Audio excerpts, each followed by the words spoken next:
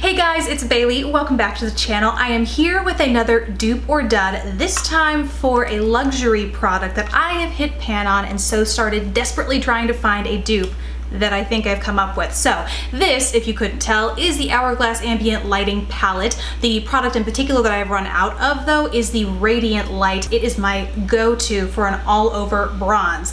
By the way, I don't know why I'm pointing to this side of my face, because like any dupe or dud video, I am wearing one product on one side of the face and the other on the other, just so that you can see visually how these two are different and whether or not you actually think they look as similar as I think they do. So I am wearing Hard Candy So Baked Bronzer in Hula Hula is the shade, or number 131. That is what I'm wearing on this side of my face, the left, your right, I don't even know.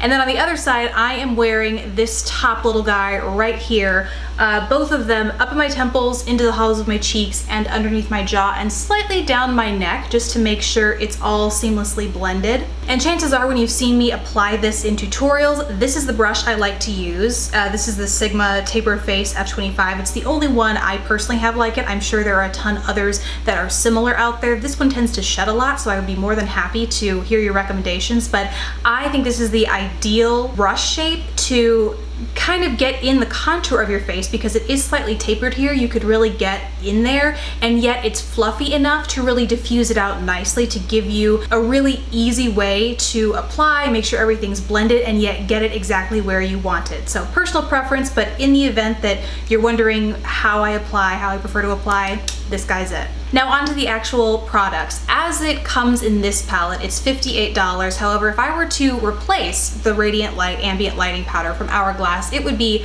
$48 individually. Let me check on that.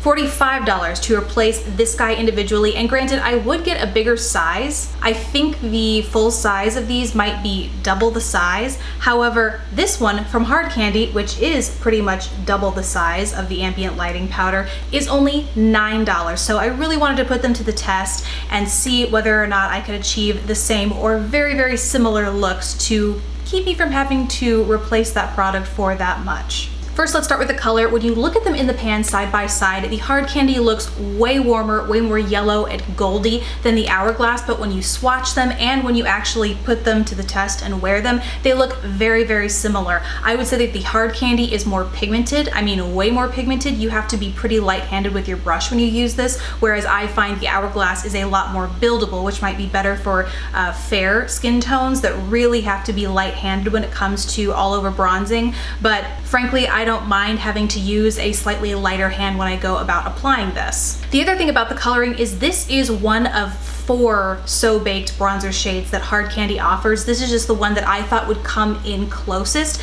There is one that might be even a little warmer, and then 2 that are a little bit lighter. I can't remember off the top of my head. I don't think they even had all 4 in stock when I was in my Walmart. This is just the one that I kind of eyeballed and thought was the closest, but you might actually be able to come up with one that better suits your skin tone, or maybe even as a better match for the Hourglass version. As far as finish goes, this is where I thought it was going to be the hardest to dupe the Hourglass, because one thing that is kind of across the board with all of these powders is that pretty much all of them are shimmery or illuminating in some way, but all of them, the shimmer is so finely milled that you just can't tell when you're wearing it. On the skin, it comes off as more of this glowy, illuminated satin look, and so I was worried that any product that I would buy to try and replicate that would come off as way too shimmery, way too highlighty.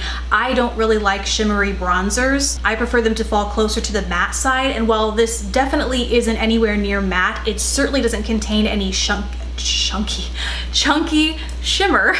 And I think it really does give that a very similar looking glow and lit from within sort of look when you use it as an all-over bronzer. And when it comes to application, this applies just as smoothly and evenly and flawlessly, or easily I guess, as the Hourglass Ambient Lighting Powder. But like I said, the main difference is that you just have to use a slightly lighter hand, because this kicks up a lot more product. You get a ton more pigmentation with one swirl of a brush in here than I personally find that I do with the Ambient Lighting Powder. And the last thing is really lasting power. Both of them last identically well. Obviously, it's going to depend somewhat on the base that you wear. You have to have a foundation that you know already lasts all throughout the day, and beyond that, they perform identically. So For me, even though they don't look the same in the pan and there are some very subtle differences when you swatch them, for all practical purposes, when it comes to repurchasing or replacing this in my collection, I am going to spend $9 and not $45. So I really, really hope this dupe or dud was useful for you guys if you are in the same boat as me, or if you have always wanted to try this and